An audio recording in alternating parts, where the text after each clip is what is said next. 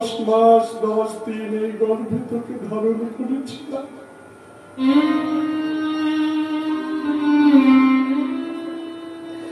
একদিনও আমি ঘুমাতে পারিনি ভালো করে। প্রতি রাত্রে আমার খুব কষ্ট হতো, কিন্তু আমার ঘুম ভেঙে যেত, আমি ঘুমাতে পারতাম না।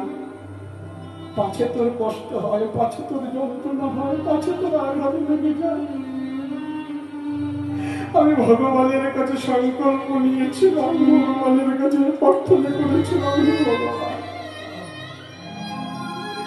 যতদিন না আমার সন্তানকে আমি ভালো করে পৃথিবীর আলো দেখাতে পারছি, ততদিন আমি বিশ্রাম নেব না, ততদিন আমি। এর নাম হলো মা। পৌষ মাসের তীব্র শীতে মায়ের গায়ে জ্বর, কম্বলের মধ্যে সন্তান